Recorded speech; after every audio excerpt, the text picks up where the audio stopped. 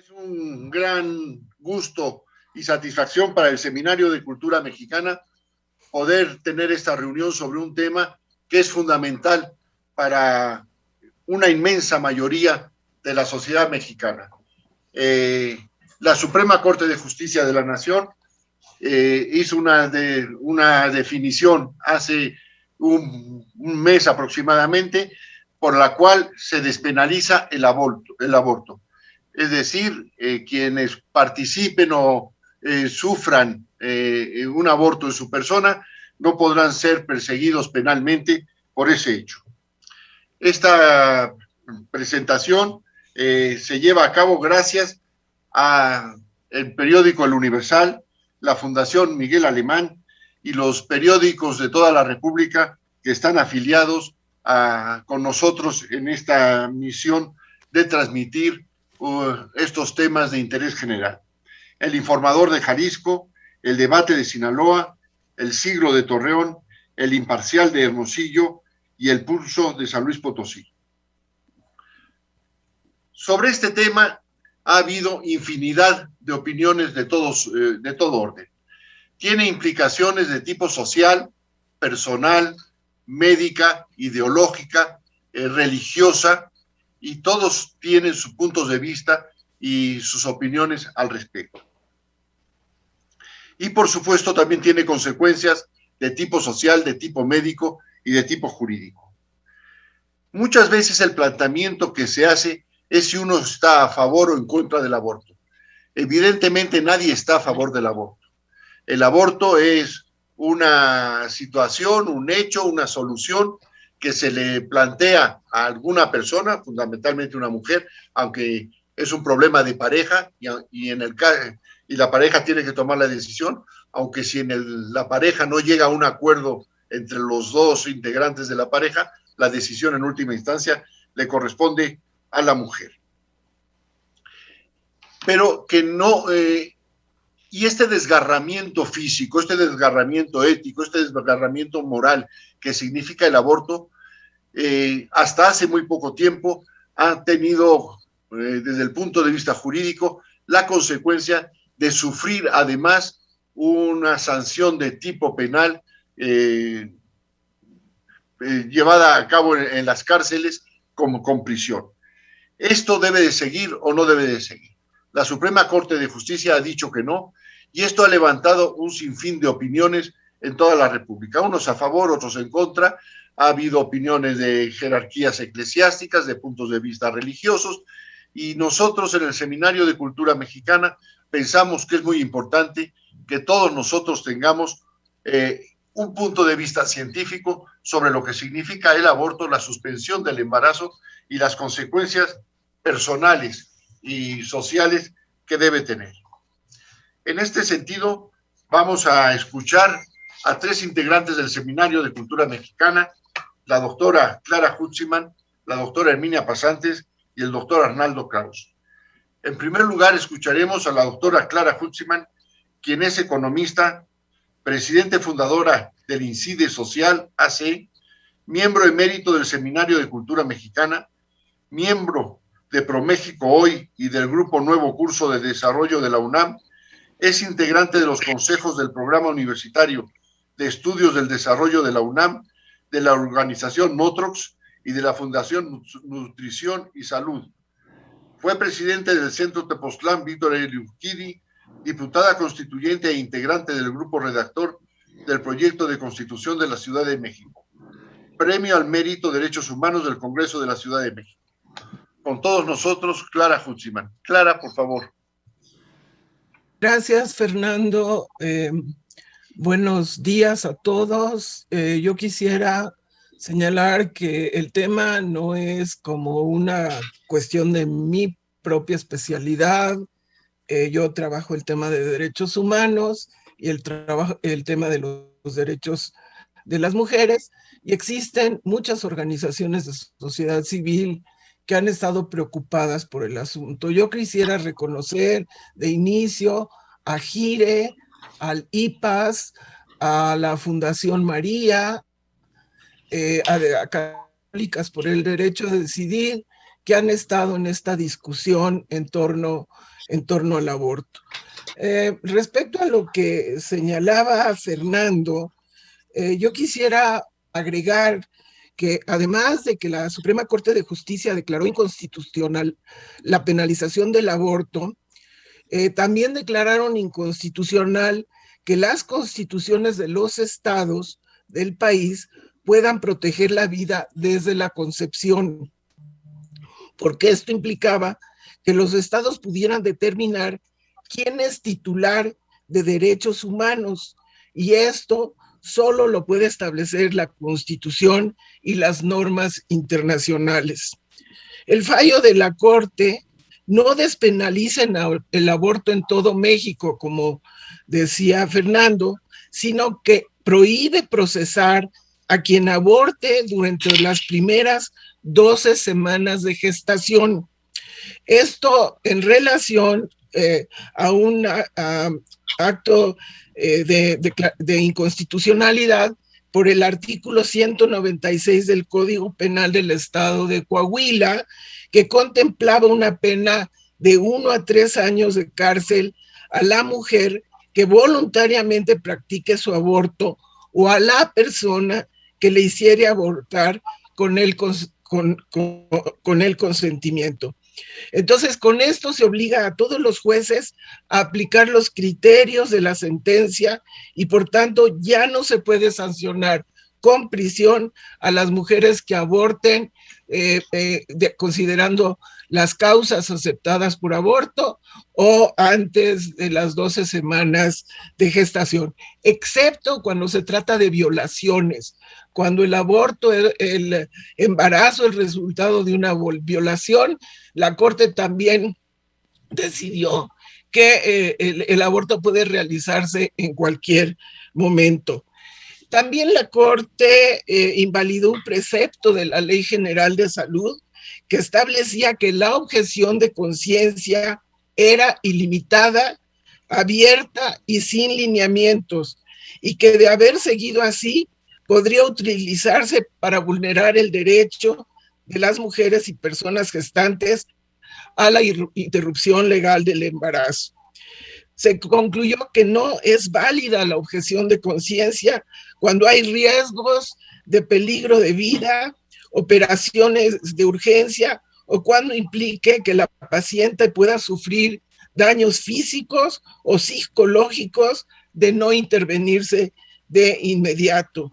Estas decisiones de la Suprema Corte significan avances importantes en torno a los derechos reproductivos y sexuales de las mujeres, que además tratan de equilibrar diferencias entre derechos a decidir sobre el propio cuerpo y el derecho de el producto gestante.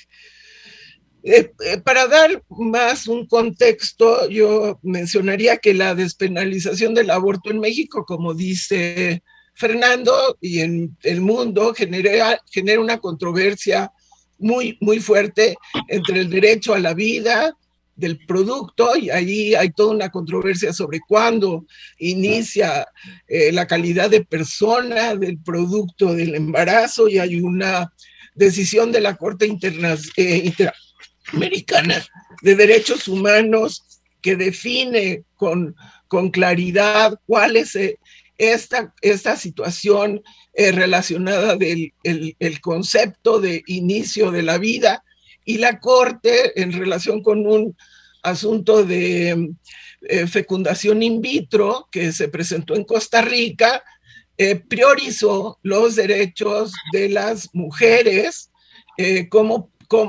utilizando el principio ad hominem de derechos humanos.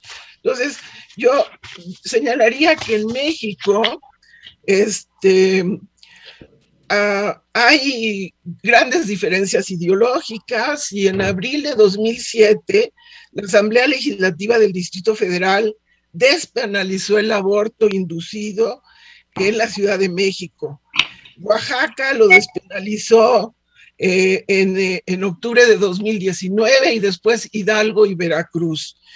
A partir de 2008, si quisiera yo poner énfasis en esto, y en respuesta a esta despenalización del aborto de la Ciudad de México, se impulsó desde distintos grupos conservadores una importante oleada de reformas a las constituciones locales para proteger la vida desde el momento de la concepción. Estas reformas surgieron con la intención de limitar los derechos reproductivos de las mujeres y evitar el acceso al aborto legal y seguro, además de servir como obstáculos para futuros intentos para ampliar causales o despenalizar el aborto. Entonces, en México, cada estado en sus códigos penales define las reglas con respecto a la práctica y actualmente en el país tan solo, como decía yo, 4 estados permiten la interrupción voluntaria del embarazo durante las primeras 12 semanas de gestación. En el resto de los estados se imponen condiciones restrictivas bajo un régimen de causales. Hay 8 causales en México para la interrupción voluntaria del embarazo. Una primera es cuando el embarazo es producto de una violación. Son 32 estados que la aceptan y la federación también. Y como señalaba yo, se eliminó el límite de las 12 semanas en estos casos.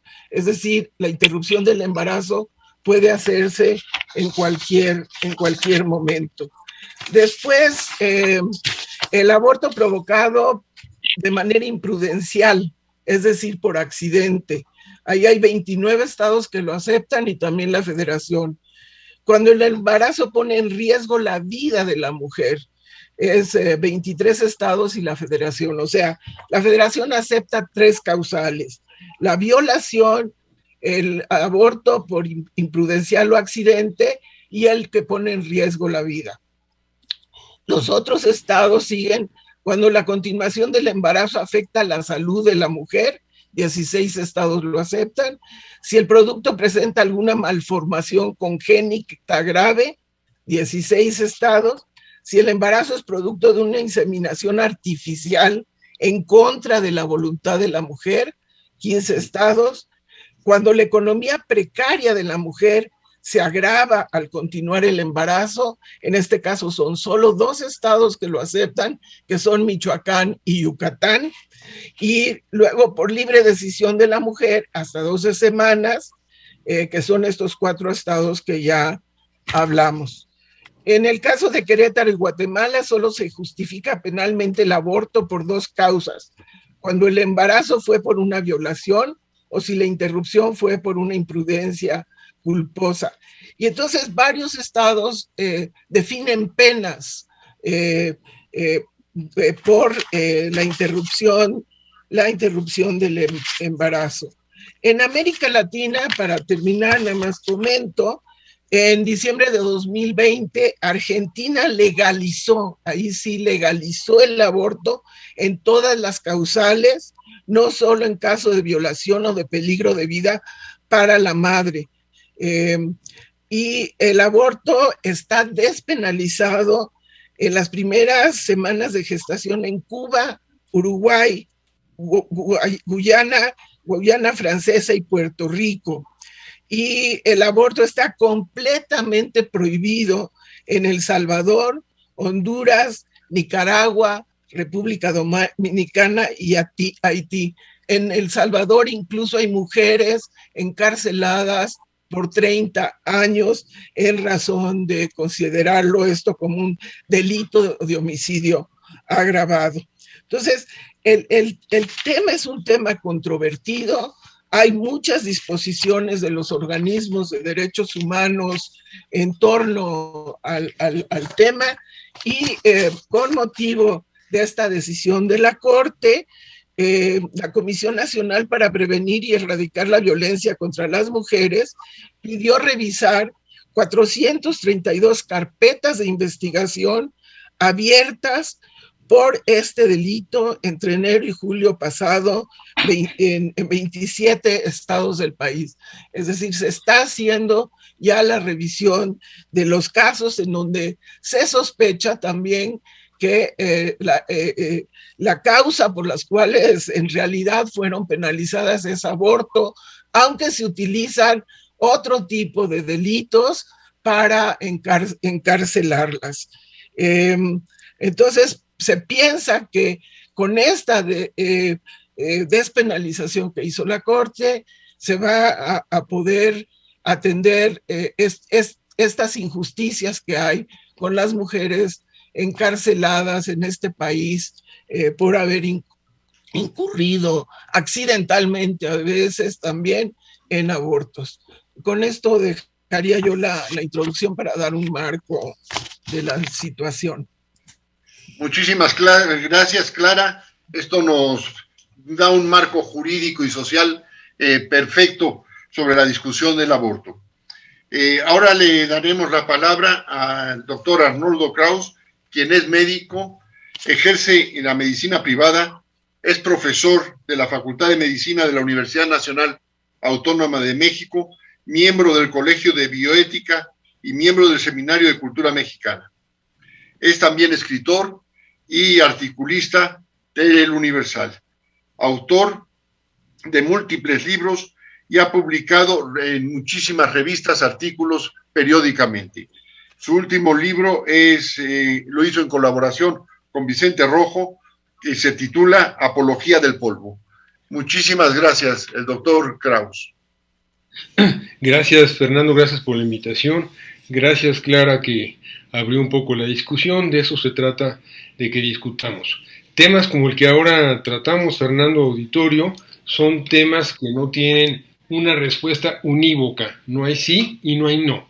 Es un tema que debe discutirse y discutirse si se puede, que no se puede, lamentablemente, hacerlo desde un punto de vista laico, es decir, tratar de alejar un poco la visión religiosa de estos temas, y cuando digo estos temas, hablo del inicio y el final de la vida, porque esto merecería una segunda reunión para hablar del final de la vida, de eutanasia sí o de eutanasia no. Digo que no lograremos acuerdos entre laicos y no laicos, pero no importa, hay que abrir la discusión y hay que hacerla con tolerancia, con una tolerancia que se respete a los demás. Por supuesto que el inicio y el final de la vida siembran muchos problemas, y esto, como decía bien Clara Hussinman, ahora tiene mucha importancia por las decisiones de la Corte en cuanto a la despenalización, sí o no, del aborto. Y aquí hay muchas acotaciones que quisiera decir. Me voy a remitir a una en esencia, y si me da tiempo en los 6-7 minutos amplío un poquito mi participación. Se trata de la objeción de conciencia.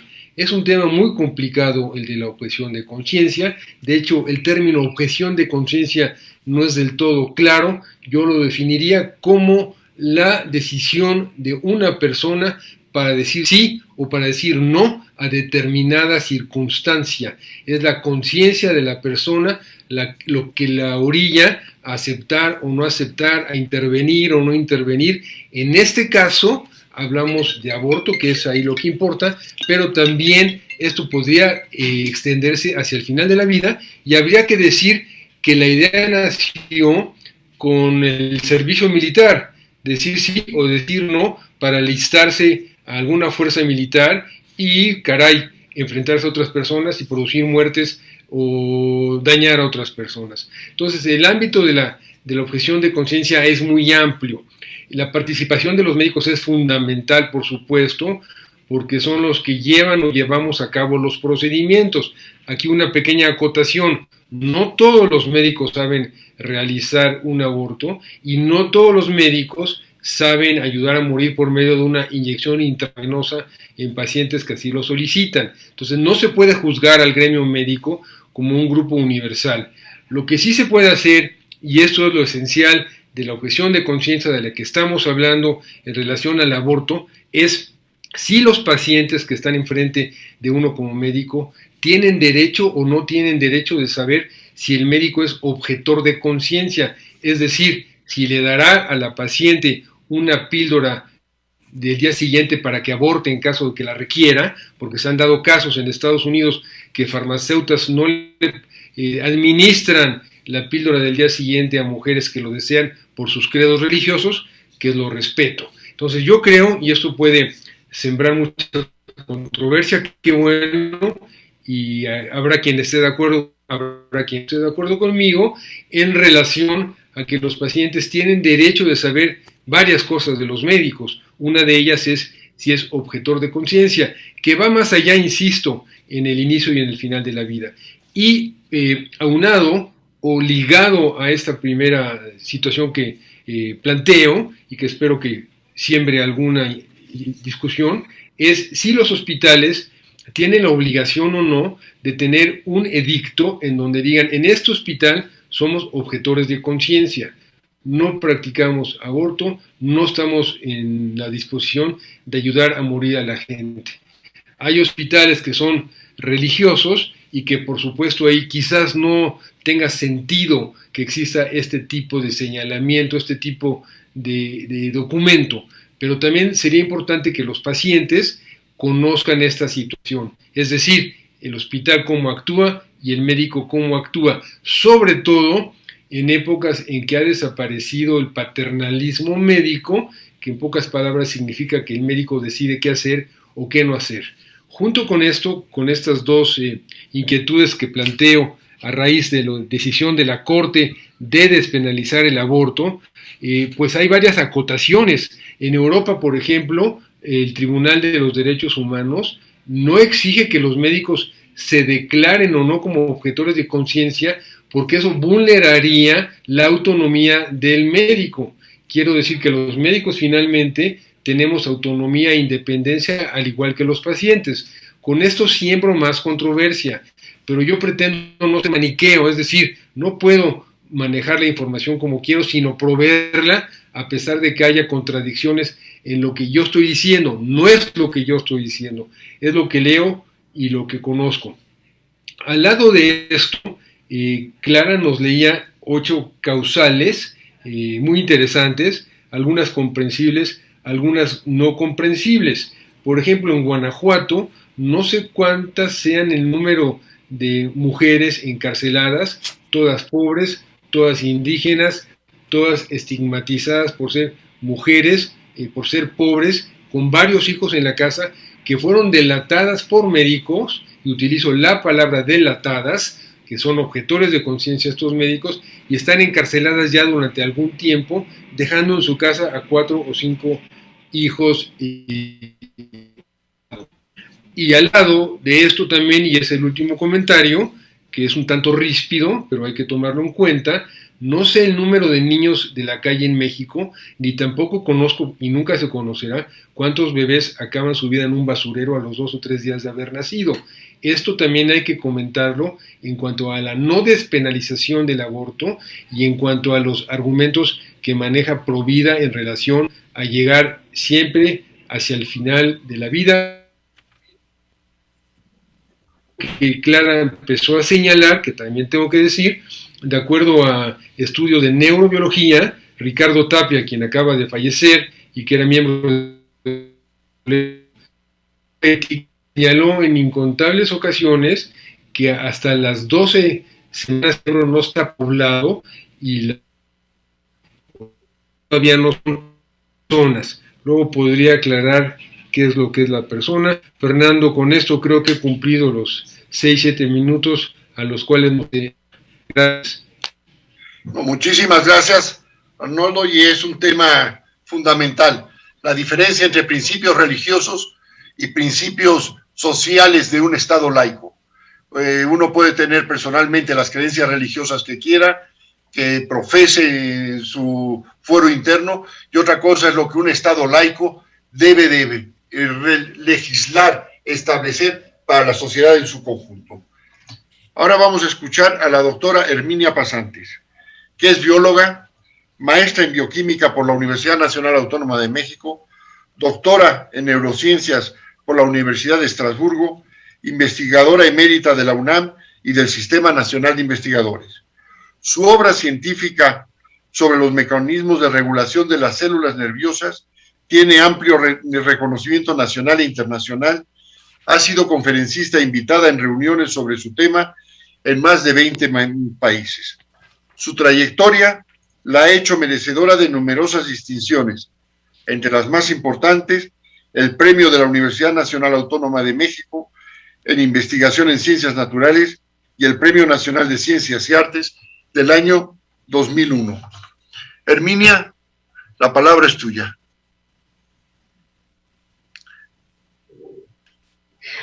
Muchas gracias, Fernando, y retomo las palabras últimas del doctor Arnoldo Kraus en relación con el doctor Ricardo Tapia. Él es quien debía estar aquí.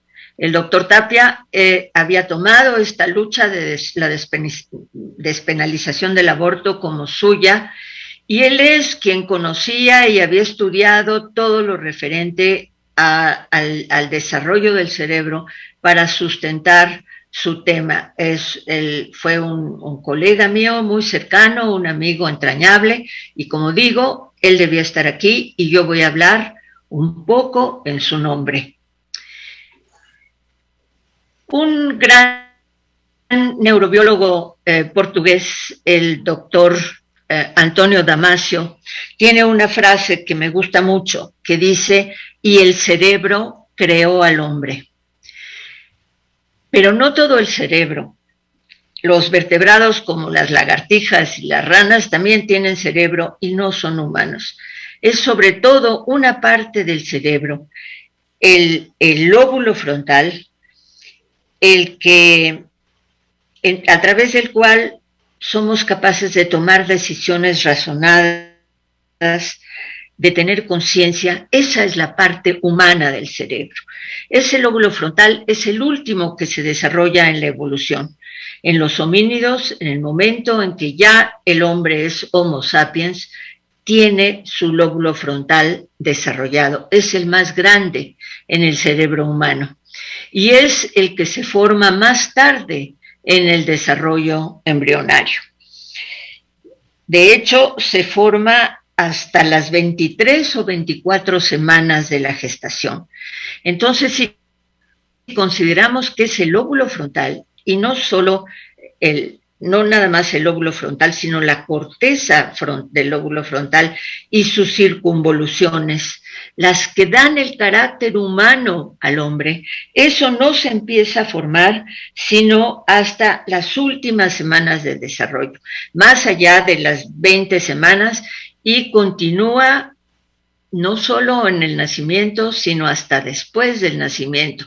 Sabemos que el desarrollo del lóbulo frontal llega, su maduración completa llega hasta los 20, 22, 24 años. Esa es la parte del cerebro que la hace humana.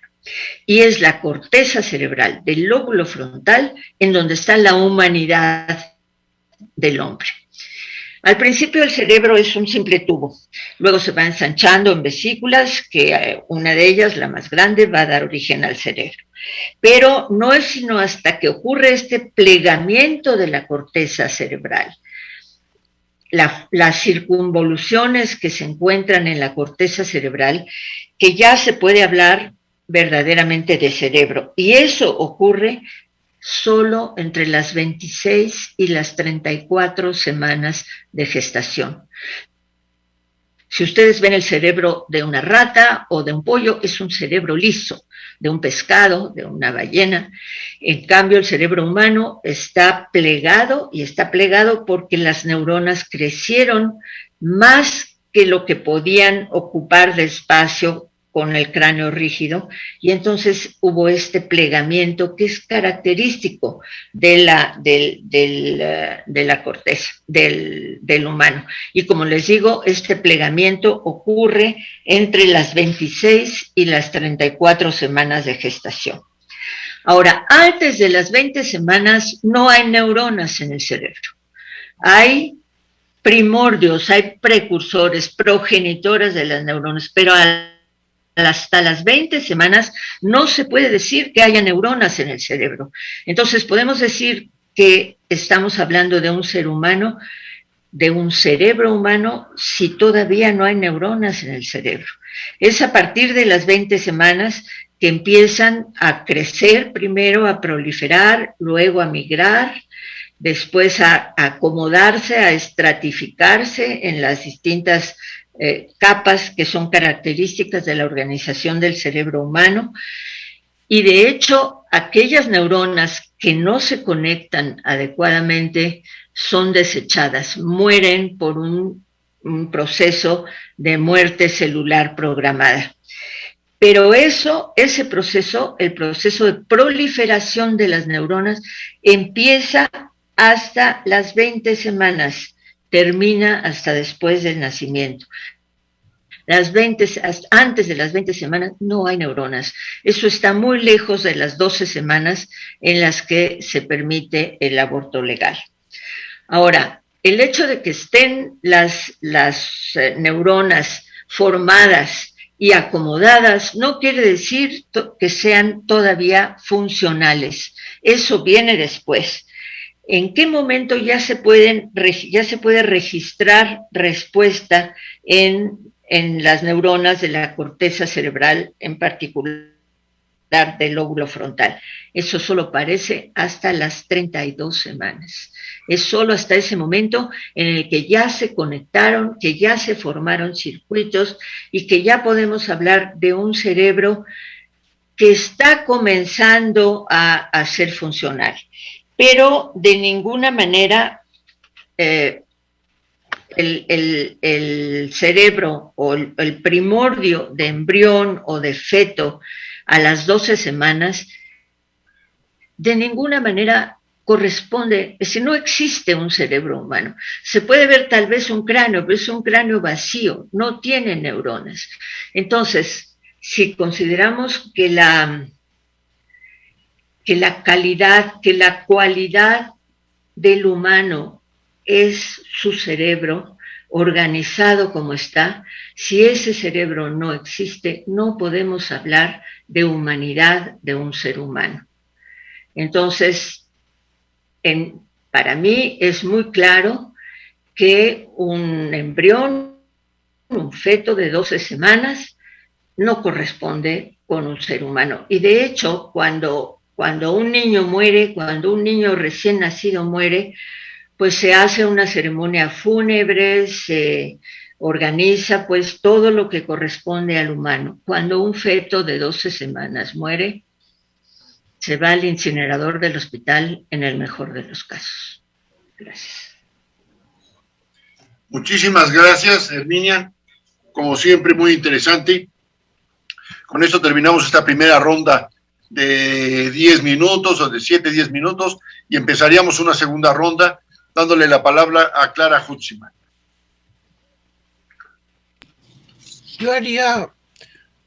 Yo citaría algunos elementos que hacen a lo que comentó Arnaldo y una decisión de la Corte Interamericana de Derechos Humanos que yo mencionaba en torno a la sentencia Artavia Murillo y otros.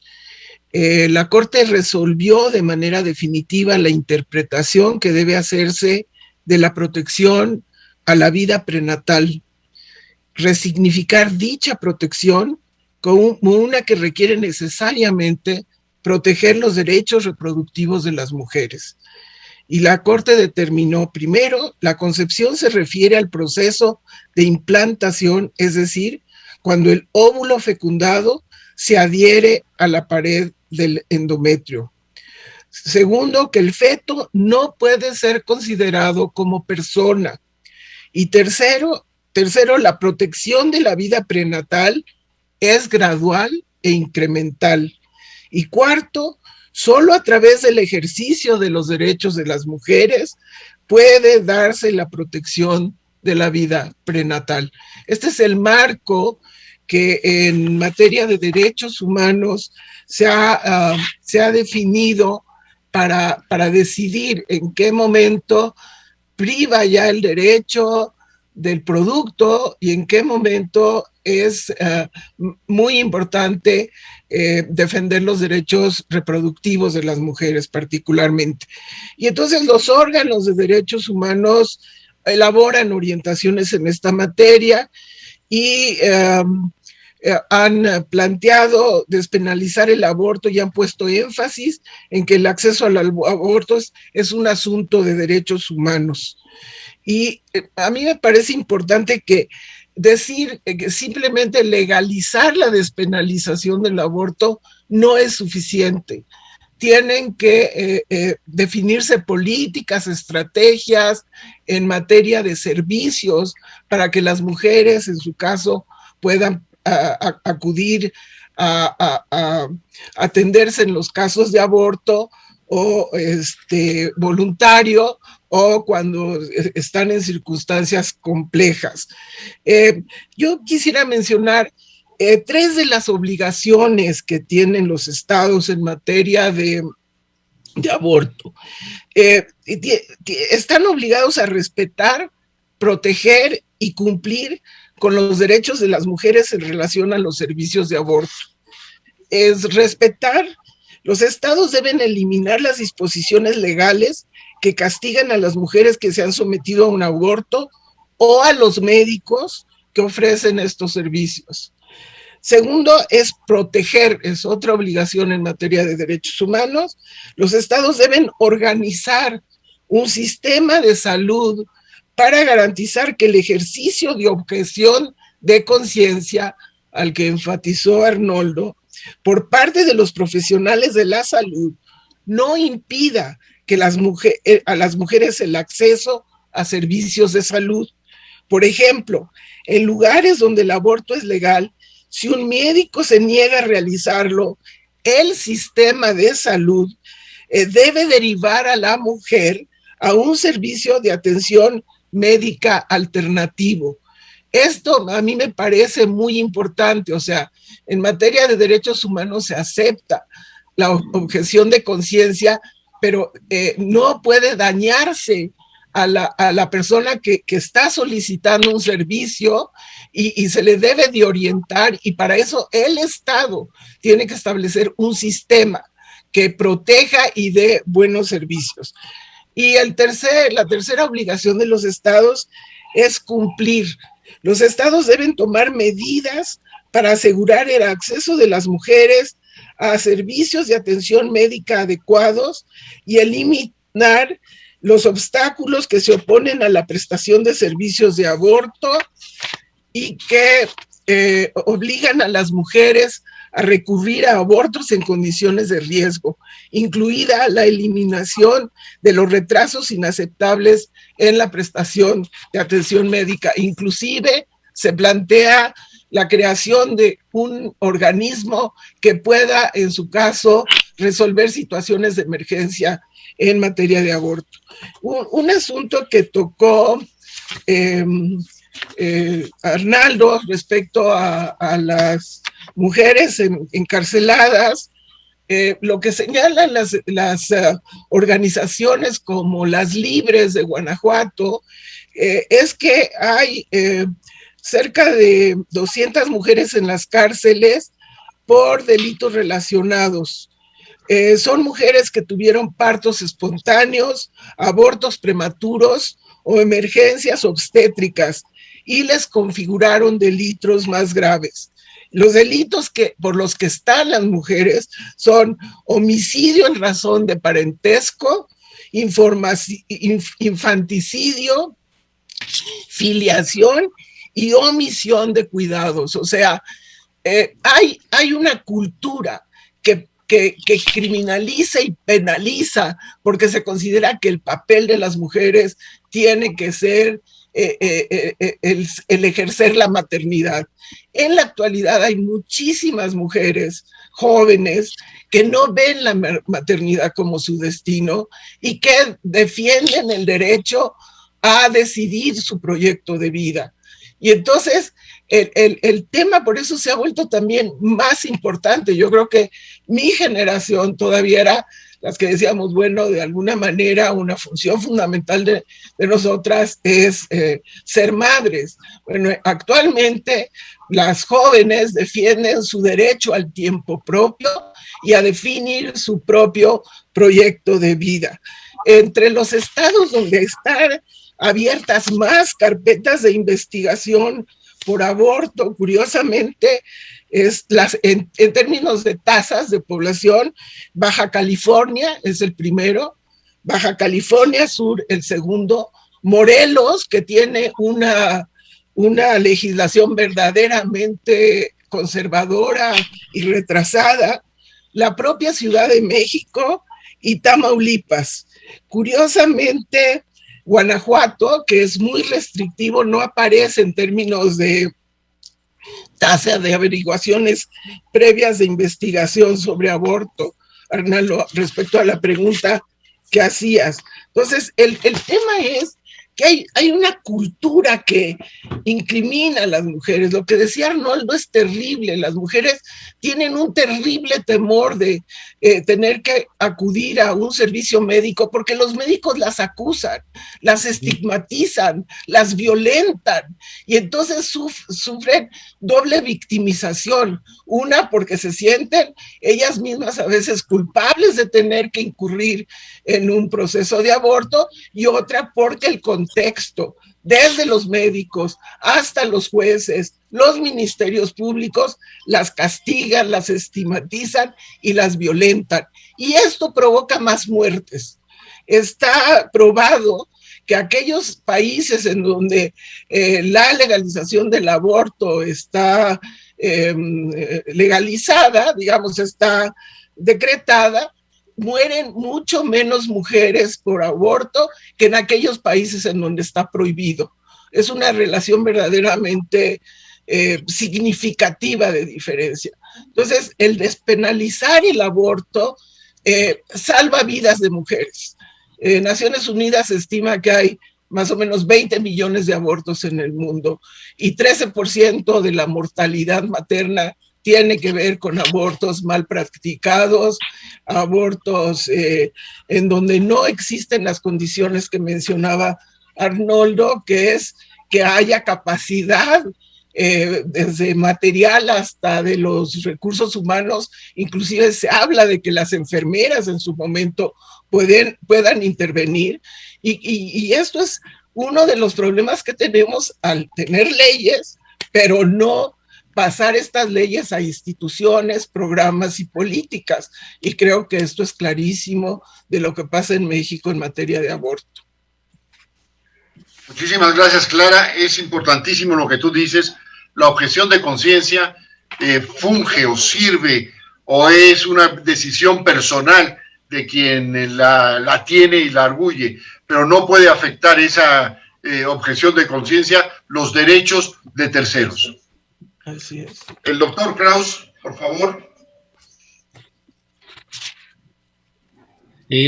Gracias, Fernando, gracias, Clara, gracias, Herminia, qué buena reunión, y me surgen muchas ideas escuchando a ustedes tres, y voy a decirlas a vuela pluma. Primero, tenemos que respetar la autonomía de las personas. Los libres pensadores, yo me incluyo en esa lista, sabemos que una característica del ser humano es que es autónomo, es decir, que tiene el derecho de decidir qué es lo que quiere hacer mientras no daña a otras personas. Aquí claro que se abre una polémica porque habrá quien diga que se daña a una persona, a un embrión antes de las 12 semanas, no se daña porque no es todavía una persona, es muy complicado, pero yo respeto la autonomía de las personas, aquellas que quieren decidir abortar, y las respeto. También habrá que decir que no hay mujeres que sean abortadoras, a ninguna mujer le gusta tener un control de la natalidad por medio de los abortos, eso no es cierto, se les estigmatiza, como bien señaló nuevamente Clara Hussinman. Lo que se requiere para que no haya tantos abortos es algo deseable, lamentablemente imposible en nuestro país actualmente por la manera de funcionar de lo que se denomina Secretaría de Salud, que no cumple sus propósitos. ¿Qué es lo que se requeriría? Y aquí quizás valdría la pena hacer una pequeña historia. La fundación del instituto en 1977, el Instituto Guttmacher, que es una institución que apoya el aborto, pero no es que apoya el aborto, lo que apoya es que haya una salud reproductiva adecuada, es decir, que las mujeres tengan todos los elementos a su favor para decidir si embarazan o no embarazan, es decir, que tengan suficiente acceso a sistemas de salud a médicos adecuados y una economía más o menos adecuada para poder decidir si quieren o no embarazar y si desean contar con algún sistema para no embarazar. Eso, lamentablemente, tanto en nuestro país como en países pobres, es una cuestión onírica, parece un sueño, no una realidad. Lo que yo tendría que abogar es por la salud reproductiva como un derecho de las mujeres, y la salud reproductiva solo se puede llevar a cabo en naciones que están con una economía más o menos solvente y donde la justicia prevalece y las mujeres en general tienen la posibilidad de ejercer su autonomía y su individualidad porque tienen resueltos los problemas básicos de alimentación, de educación con sus hijos. Eso es algo fundamental. Aquí también es, en esto que dije que es fundamental, hay que volverlo a decir, apelando a las palabras justicia, libertad, individualidad y autonomía, es que quienes abortan en malas condiciones no son las mujeres que tienen posibilidades económicas. Así como yo repito con frecuencia que la eutanasia diré a la población en gente pobre y en gente rica, porque la gente pobre no puede acceder a una unidad de terapia intensiva y los ricos sí, igual el aborto. Mujeres con posibilidades económicas, hablando de nuestro México, pues se iban a Houston, porque ahorita en Texas también la legislación ha cambiado de una forma brutal. Texas se ha vuelto un estado en donde el creacionismo impera, pero bueno, las mujeres con posibilidades abortan en hospitales privados o viajan a Estados Unidos, mientras que las mujeres que no tienen la posibilidad hacen lo que sea para abortar, que es meterse botellas vía vaginal, colgarse de árboles, pegarse en el abdomen, ingerir todo tipo de menjurjes, etcétera, lo cual muchas veces termina con la vida de la mujer o termina, lo voy a decir también así, con la sangre de los hospitales ginecológicos por la cantidad de la pérdida que tienen las mujeres. Finalmente, para no llevarme más tiempo de lo que tengo, quisiera nada más enfatizar dos cosas.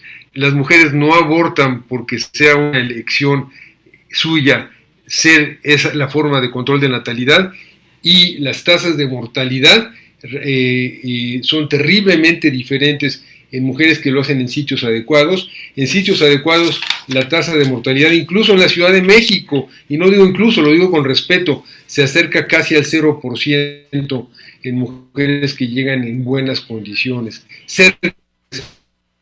Mientras que no se sabe cuántas mujeres fallecen por abortos inadecuados, la tasa, por supuesto, es mayor. Es decir, el aborto otra vez divide a la población entre quienes tienen acceso a sistemas de salud, como propuso el Instituto Guttmacher desde 1977, que está en muchos lugares del mundo, y la cruda realidad de quienes no acceden a ello. Sabemos que en hospitales de Oaxaca, etcétera, las mujeres mueren por falta de sangre y por una atención médica inadecuada. Gracias, Fernando. Manolo, has tocado tres temas que yo creo que son fundamentales. Primero, la autonomía del ser humano, esa posibilidad de manejarse sin afectar a los demás, con absoluto respeto al libre albedrío. Segundo, el aborto no puede ser obligatorio y no es un método de control natal, ni muchísimo menos. Y luego, las diferencias en relación a la situación económica entre pobreza y riqueza, entre quienes practican un aborto y practican otro. Eso es esencial y debe ser una de las preocupaciones de un Estado laico. Yo creo que es esencial. Herminia, por favor, contigo terminaríamos esta segunda ronda. Yo solo voy a hablar muy pocos minutos, tal vez Arnoldo puede ocupar el resto porque le quedaron, estoy segura, muchas cosas por decir. Yo lo único que quiero apuntar es que el embrión, el embrión de 12 semanas, feto de 12 semanas, no sufre dolor durante el aborto. Eso es muy importante. No se le está causando un daño que le produzca dolor. No es capaz de sentir dolor antes de las 12 semanas. Eso no sucede. Entonces es algo muy importante porque veces se maneja como que se está haciéndole daño al embrión, al producto en desarrollo. Y el daño podría ser o bien un daño físico, porque se le está causando dolor, o bien un daño mental, porque se está dando cuenta de que alguien le está haciendo daño. Bueno, en ese momento, a las 12 semanas, está lejísimos el embrión de tener conciencia. No tiene conciencia de que se le está haciendo daño, de ninguna, bueno, no tiene neuronas, pues. Entonces, si no tiene neuronas, ¿cómo va a tener conciencia? Y porque no tiene neuronas, tampoco tiene dolor. Entonces, lo único que hace el embrión es decir, no piensa en su desarrollo, no está decidiendo cómo se va a desarrollar, está simplemente siguiendo instrucciones genéticas, señales bien definidas, pero que no es capaz de modificar. Entonces, de ninguna manera podemos hablar de que se le esté haciendo daño ni física ni moralmente. Porque, como digo, y eso lo repito y es lo que tiene que quedar muy claro, a esa edad no tiene neuronas. Entonces, podríamos llegar al extremo de que el óvulo que no es fecundado y que desciende a instalarse en el endometrio cada 28 días en la mujer, cuando se habla de que la vida empieza en la concepción, pues yo podría decir que la vida comienza en el óvulo, porque el óvulo tiene todas las potencialidades para ser un individuo. El espermatozoide no. El espermatozoide nada más lleva su contenido genético y lo que necesita para penetrar al óvulo, pero el óvulo puede dar origen a un ser humano. En los animales ya se ha hecho y no es cuestión de ciencia ficción que se pueda hacer en algún momento en el humano, que el óvulo se desarrolle como un ser humano, porque tiene todas las potencialidades. Evidentemente es una célula totipotente, evidentemente tendría solo la genética de la madre, pero puede desarrollarse y dar un individuo completo, siempre de sexo femenino, eso sí. Entonces podríamos decir que cada 28 días se está cortando la vida, la posible vida de un ser humano, porque el óvulo llega, se instala en el endometrio, se acomoda, pasa un tiempo, no sucede nada y entonces viene el proceso de menstruación, de eliminación de lo que se había formado en preparación de un ser humano. Pero lo que quiero decir con esto es que al principio del embarazo, hasta las 20 semanas, no se hace daño al embrión y no se le está interfiriendo moralmente porque no tiene el aparato para percibir la moralidad y la conciencia. Muchas gracias. Tenemos una serie de preguntas que ha hecho llegar el público, pero como el doctor Kraus tiene que ausentarse en unos minutos, quizá valdría la pena hacer una mini ronda, empezando al revés, en este caso por el doctor Kraus. ¿Quieres que conteste algo, Fernando? Decías que hay preguntas. Un punto de vista general de lo que te quedó en el tintero que mencionaste, si nos dejaste con ansias de saber. Ya, bueno, pues yo siempre pienso que estos temas incumben a la ética. No podemos ofrecer una respuesta de sí o no. A mí me interesa mucho la ética médica por eso, porque no hay una respuesta unívoca. Me interesa la discusión y me interesa abrirlo. Y aquí también me interesa incluir gente, la palabra tolerancia no le gusta y habrá que discutir si el significado de tolerancia es adecuado o no, pero lo que es muy importante es tratar de poner en la palestra este tema tan importante. Quizás resulte chocante algo que dije anteriormente, pero también, como bien decía ahora la doctora Pasantes, antes de las 12 semanas, el embrión no es una persona. Una persona, si me permiten definirlo con crudeza, es un ser humano que tiene la posibilidad de decir sí o decir no, de elegir un camino o de elegir otro camino. Aquí también, para que se comprenda mejor, para muchos filósofos y pensadores, personas con enfermedades avanzadas como demencia senil o Alzheimer, dejan de ser personas, así lo dicen los filósofos, porque ya no tienen ninguna capacidad de elegir. Es muy crudo lo que digo, habrá que discutirlo. Igual, un embrión de 12 semanas e incluso un poco después, pues todavía no es una persona, no es una persona porque no hay ninguna capacidad ni de elegir, ni de sentir, ni de sufrir, como bien decía Herminia.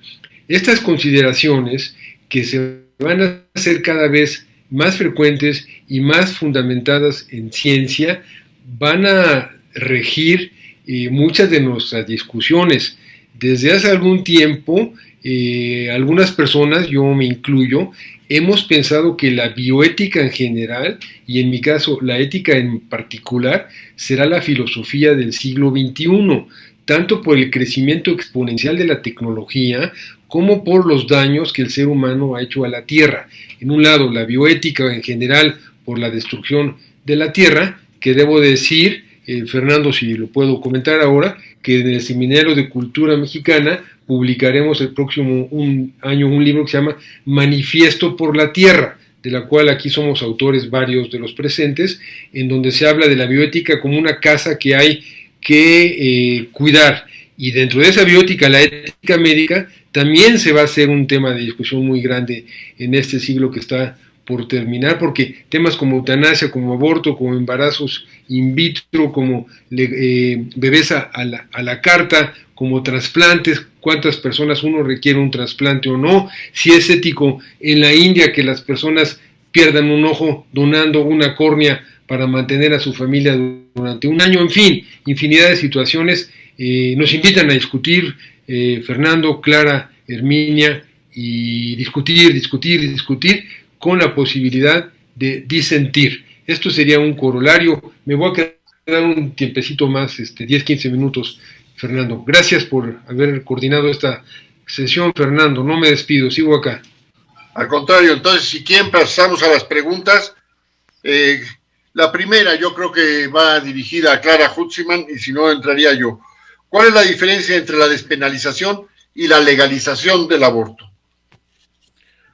Te lo dejo, tú eres más experto que yo. Bueno, legalizar es establecer en la ley los procedimientos y las limitaciones que puede tener. Y la despenalización es simplemente el poner una pena de tipo carcelario a un hecho. En el caso del aborto es a la suspensión del embarazo. Entonces se puede regular y ser legal la regulación de la suspensión del proceso, pero no sancionar penalmente, o sí sancionar penalmente. La despenalización es un paso posterior o más profundo que la legalización. La segunda, para la Ciudad de México, Oaxaca, Hidalgo y Veracruz, ¿cómo saber qué hospitales sí practican el aborto en forma segura y legal? ¿Y cómo saber que el médico puede hacerlo? Eso lo cuestionó Arnaldo fundamentalmente, ¿no? Pero yo creo que además lo que quieren es como una especie de direcciones que no estaría en nuestro papel ni proporcionar ni vetar en ningún caso. Yo creo que usted de la función de esta plática. Perdón, Arnoldo. No, la pregunta yo la comprendo perfectamente, Fernando, igual tú.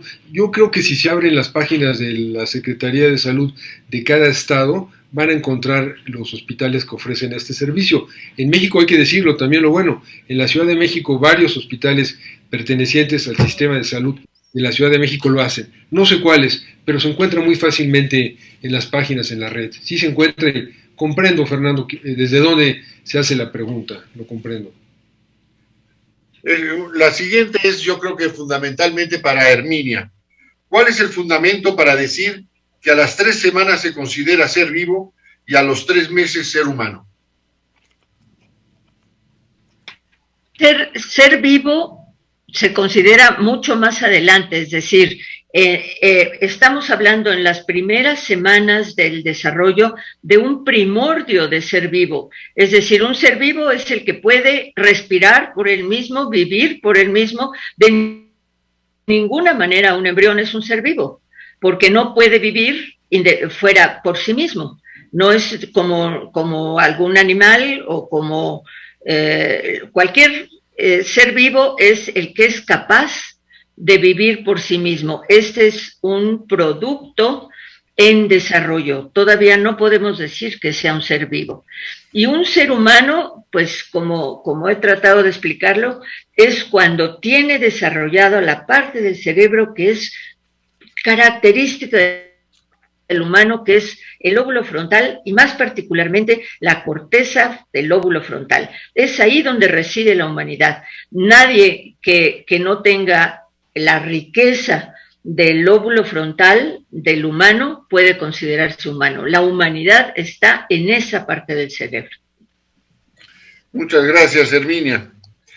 La siguiente, ¿qué pasos tangibles y legales se deberían tomar para que el aborto dejara de ser un derecho en abstracto, para que se convierta en un derecho real en los estados, que simplemente es legal pero no se puede hacer efectivo?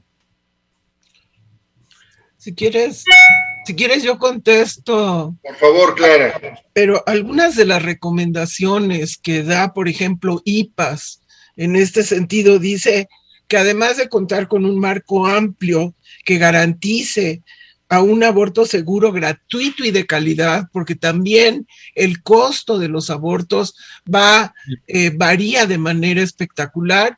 De las mujeres que abortaron en 2018, un porcentaje muy alto de aborto legal se realizó a través del Seguro Popular y otro porcentaje a través del Seguro Social. Un aborto, entiendo, a nivel privado te puede salir hasta en 30,000 pesos. Entonces hay que tener acceso a aborto seguro, no imponer restricciones en cuanto a la razón o causa por las que la mujer desea interrumpir el embarazo. Y es muy importante garantizar el acceso universal a servicios de salud sexual y reproductiva, anticoncepción, atención calificada del parto, cuidados de emergencia obstétrica e interrupción legal y segura del embarazo para todas las mujeres y niñas que lo requieren. Aquí hay que hablar de la cantidad enorme de embarazos en población adolescente que se ha presentado en nuestro país en los últimos tiempos. Se plantea también la necesidad de capacitar y sensibilizar a las y los profesionales de salud con las guías y estándares de calidad para la provisión de un aborto seguro basadas en las recientes evidencias científicas disponibles. Inclusive, mira, el tema es que exista una política de planificación familiar, que exista educación, que haya un reconocimiento de los derechos sexuales y reproductivos de las mujeres. Inclusive IPAS propone poner en marcha servicios de telemedicina para la atención domiciliaria del aborto con medicamentos conforme a los estándares médicos recomendados y basados en evidencia. O sea, hay toda una propuesta de política y estrategias, y es un poco a lo que yo me refería, que estamos en la pelea de si se incluye o no en los marcos legales, pero no contemplamos todo el acompañamiento que el cumplimiento de las obligaciones del Estado mexicano en materia de derecho a la interrupción legal del embarazo tendría que estar implementando. De alguna manera, Arnaldo lo mencionaba. Es importantísimo que haya la capacidad de los profesionales para atender adecuadamente los servicios de aborto. Mil gracias. La siguiente pregunta va dirigida a los tres. Herminia, Hutzman y Kraus, ¿cuál es su postura? ¿Sí o no al aborto seguro y legal? ¿Clara? No, yo sí, claro que segura. O sea, es una situación de salud de las mujeres, es un derecho de las mujeres a poder definir su propio proyecto de vida. Y es parte de esto que llaman las mujeres el patriarcado, en donde se les impone una función a través del ejercicio del poder, que es todo este tema de género, en donde hay relaciones de poder inequitativas. Yo creo que las mujeres tenemos el derecho a decidir qué queremos hacer con nuestro cuerpo y qué queremos tener como proyecto de vida. Mil gracias, Clara. Herminia. Desde luego, en favor absolutamente de la despenalización del aborto, pero en lo que quiero poner énfasis es que en la educación sexual de las niñas, y digo de las niñas porque aunque los niños y los jóvenes pues también deberían recibir esa educación, finalmente somos las mujeres, son las niñas las que van a llevar, digamos, o a tener de manera muy directa el problema si hay un embarazo no deseado. Entonces, instrucción a las niñas, explicarles que en efecto el aborto que nadie desea de ninguna manera, pues sí puede producirles algún tipo de sensación incómoda que las moleste, que puedan tener culpa. Lo importante es evitar el embarazo no deseado. Entonces, poner mucho énfasis en la educación sexual de las niñas, decirles que tienen que ellas asumir la responsabilidad. Yo digo, también la deberían asumir los hombres, pero yo confío más en el sentido pragmático y la responsabilidad de las mujeres. Entonces, hacia las niñas, la educación sexual más intensa, más dirigida todo el tiempo, y la ayuda para que puedan conseguir los anticonceptivos o los procedimientos anticonceptivos que mejor les favorezcan. Y si llega el momento de que no funcionaron las cosas, si hay un aborto, pues que sepan a dónde ir. Pero la educación sexual a las niñas yo creo que podría resolver mucho de este problema. Gracias, Herminia. Arnoldo. Bueno, educación.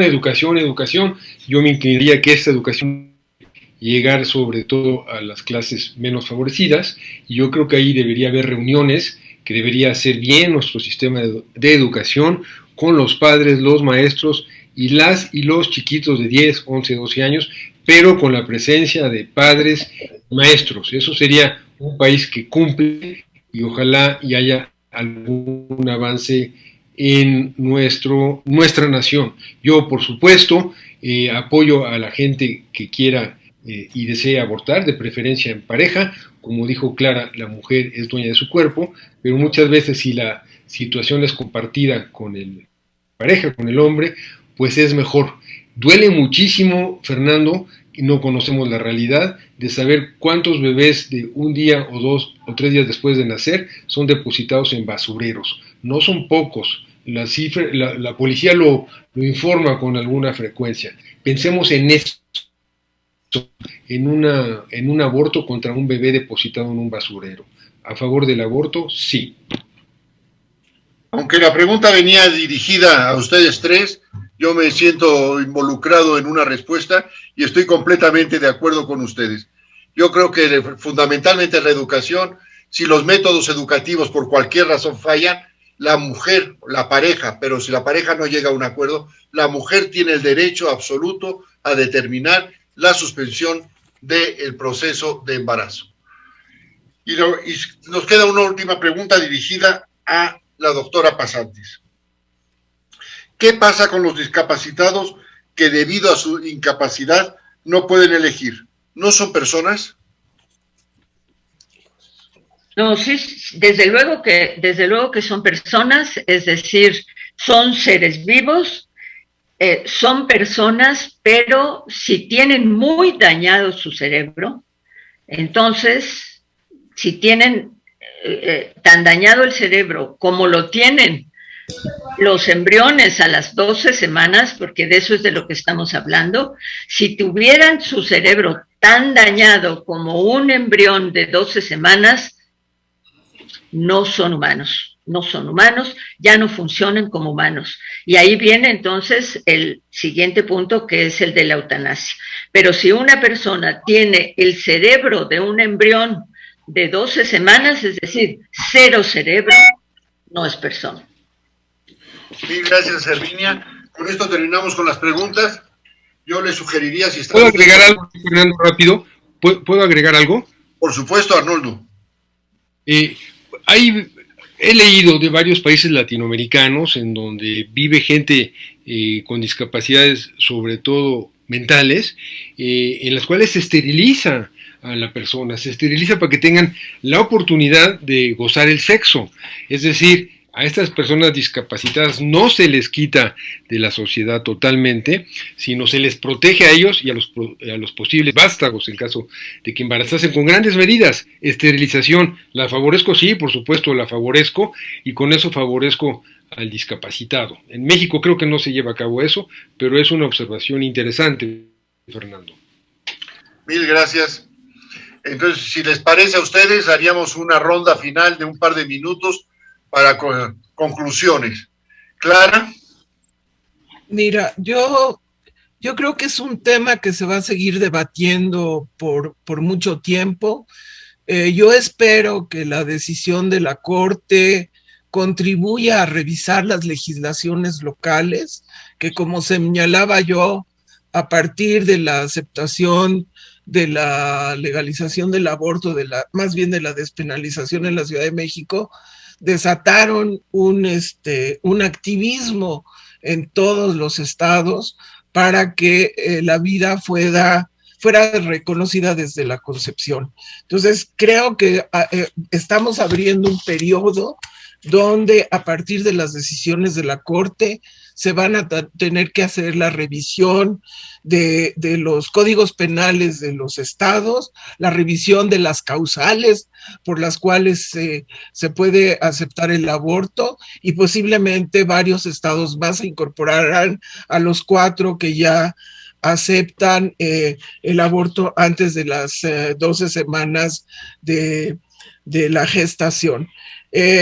Evidentemente, el efecto mayor de esta penalización, criminalización del aborto lo tienen las mujeres de los estratos sociales más bajos. La condición socioeconómica de la mujer lleva más a abortos inseguros. También tienen mayor dificultad de acceso a servicios de salud y a una buena atención obstétrica. Las mujeres que se han practicado aborto legal, en lo que yo mencionaba, seguro popular y el seguro social, alcanzan niveles educativos de secundaria, la mayoría de ellas. O sea, el aborto inseguro, a él incurren más las mujeres que están en ámbitos rurales, que están alejadas de los servicios de salud. Y luego las leyes restrictivas y barreras relacionadas con el estigma al aborto tienen una influencia enorme. Hay que cambiar la cultura. Hay que entender que el aborto es un problema de salud pública y que es un derecho humano que se debe de acotar y de en qué circunstancias, pero no podemos estigmatizar totalmente a las mujeres que muchas veces se ven obligadas a incurrir en el aborto. De lo que decía Herminia, a mí me parece fundamental el tema de la educación. Había programas fantásticos de educación en materia sexual durante los gobiernos panistas, lo quiero decir con mucha claridad. Se redujeron esos programas y se redujo la disponibilidad de métodos para planificar la familia. O sea, realmente fue una reducción enorme de la disponibilidad de métodos anticonceptivos. Yo no he visto que eso se haya recuperado.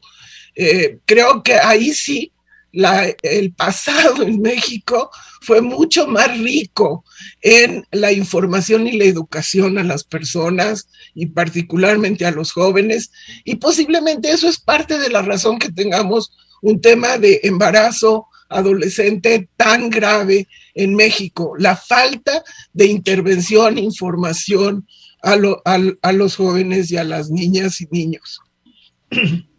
Muchas gracias, Clara. Hay que recordar el primer intento de educación sexual en las escuelas en la época del general Cárdenas y la ola de quejas y de oposición que hubo y la campaña aquella de cristianismo sí, comunismo no, o en contra de un intento de educación sexual. Herminia. Yo diría que en el gobierno actual, que está tan preocupado, y como lo estamos todos, ahí desde luego coincidimos toda la sociedad y gobierno, es con la desigualdad. Este tema del aborto es uno en donde más claramente, uno de los que en los que más claramente se manifiesta la desigualdad, como lo han ya mencionado mis colegas del foro. Las posibilidades de tener un aborto seguro son enormemente distintas en los estratos menos educados y más pobres y los indígenas. Entonces, hay que dirigir el esfuerzo de educación a esas personas, pero un esfuerzo multidisciplinario, que hubiera sitios en los que pudieran obtener apoyo médico, psicológico, económico, de toda naturaleza, primero para evitar el embarazo no deseado y después, si así lo desean, para encaminarse hacia un aborto. Este es un elemento fundamental en esta sociedad desigual. Mil gracias, Herminia. Arnoldo.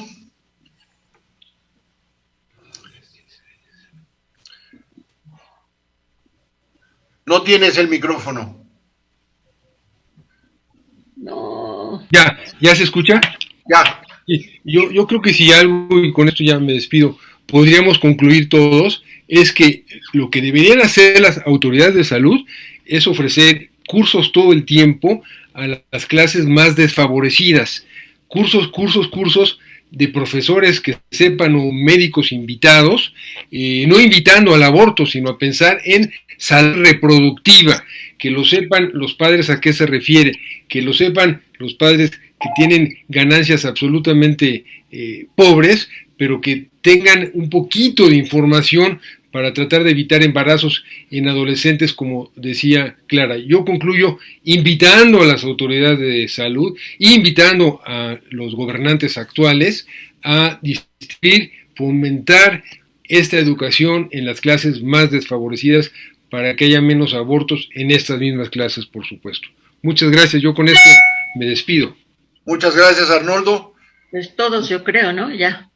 Pues muchísimas gracias a Clara, a Herminia, a Arnoldo, muchísimas gracias a quienes nos han escuchado, y con esto quedamos además emplazados a un siguiente tema que será la eutanasia. Ojalá y podamos llevarlo a cabo relativamente pronto. Que tengan ustedes un magnífico fin de semana y muchísimas gracias por estar unidos al Seminario de Cultura Mexicana.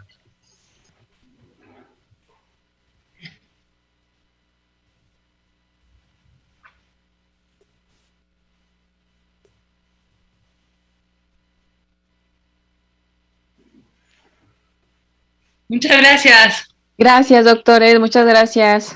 Bueno, ¿estamos en el aire? No, ya. Pues muchísimas gracias. Muchas gracias, Herminia. Gracias a ti, Fernando, por moderar espléndidamente el foro. Ya no veo ni a Arnoldo ni a